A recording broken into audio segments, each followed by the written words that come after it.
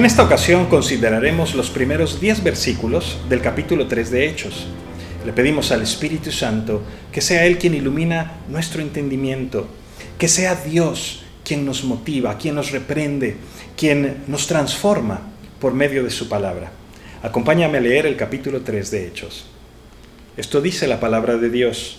Pedro y Juan subían juntos al templo a la hora novena, la de la oración. Y era traído un hombre cojo de nacimiento, a quien ponían cada día a la puerta del templo, que se llama La Hermosa, para que pidiese limosna de los que entraban en el templo. Cuando vio a Pedro y a Juan que iban a entrar en el templo, les rogaba que les diesen limosna.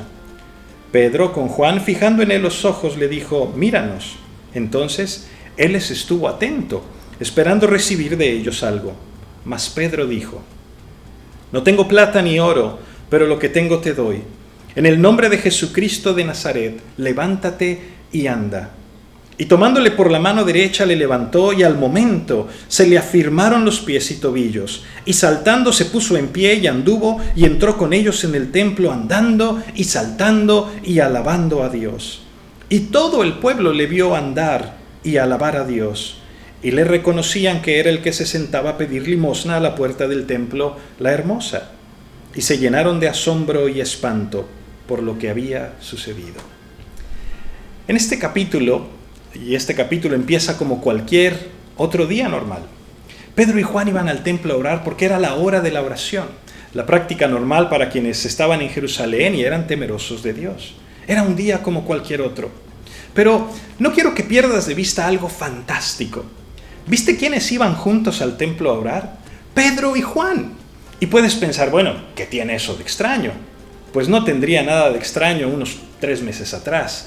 Pero no se te olvide que Pedro fue el que negó a Cristo. Pedro fue el discípulo que cuando lo reconocieron empezó a decir que él no tenía nada que ver con Jesús y terminó maldiciendo y huyendo. Mientras que Juan se quedó y estuvo todo el tiempo junto al Señor. Recuerda que fue Juan quien estuvo todo el tiempo al pie de la cruz. Fue Juan quien permaneció fiel hasta el final y sin embargo, ¿no ves un rastro de reproche, de envidia, de enemistad entre ellos?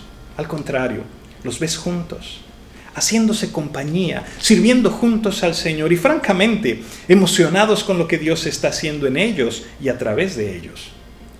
Estos hombres que habían reaccionado tan diferentemente en el momento más difícil de su discipulado, habían encontrado en la resurrección de Jesús la reconciliación, la comprensión, el amor. Y ahora disfrutaban la compañía el uno del otro y el servir a Cristo juntos. El autor de Hechos nos cuenta que un hombre cojo de nacimiento era traído y lo dejaban a la entrada del templo para pedir limosna. Esto es algo que desde siempre ha sido una práctica común. ¿Qué mejor lugar para pedir limosna que a la entrada del templo al que van hombres y mujeres que buscan agradar a Dios? Particularmente en la cultura judía, ayudar a los pobres, ayudar a los menesterosos, es considerado de gran valor delante de Dios.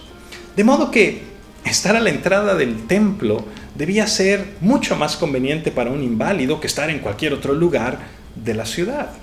Pero esa mañana, ese hombre no tenía idea de lo que Dios tenía preparado para él. Ya Lucas nos explicó que el hombre era cojo de nacimiento. Y Hechos 4:22 nos dice que tenía más de 40 años de edad. Era un hombre conocido por todos. Tenía décadas pidiendo limosna. Jóvenes que ahora eran hombres lo habían visto siempre en ese lugar. Pareciera que siempre había estado allí.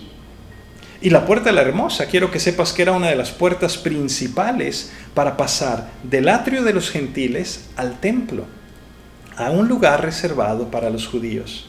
Era una puerta adornada magníficamente, con laminado en plata, con detalles en oro. Y en contraste a esa opulencia, el cojo de nacimiento les rogaba a Pedro y a Juan que le dieran limosna. El versículo 4 dice que Pedro fijó en él los ojos. ¿Sabes? Esto es algo completamente inusual. La mayoría de la gente, cuando da una limosna, se voltea para el otro lado.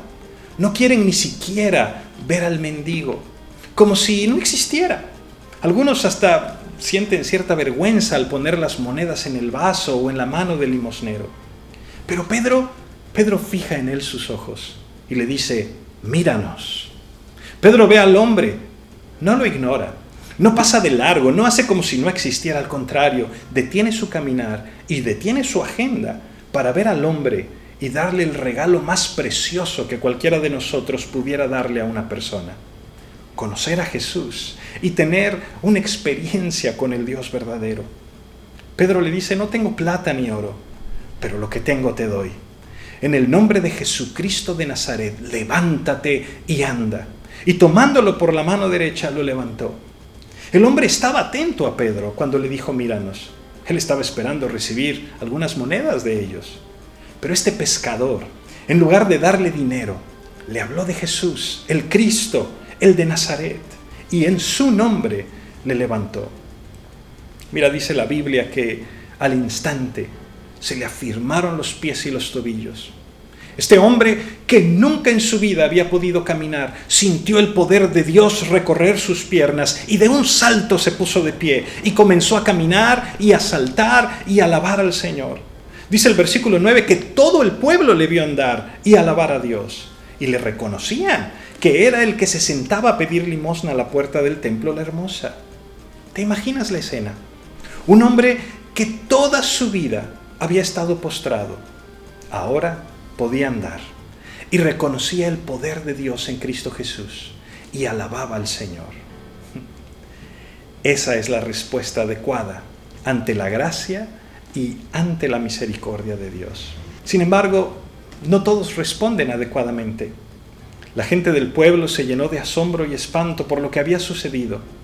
No dice que hubieran entrado al templo a alabar al Señor por lo que estaban viendo, sino que estaban asombrados y espantados por lo que había sucedido.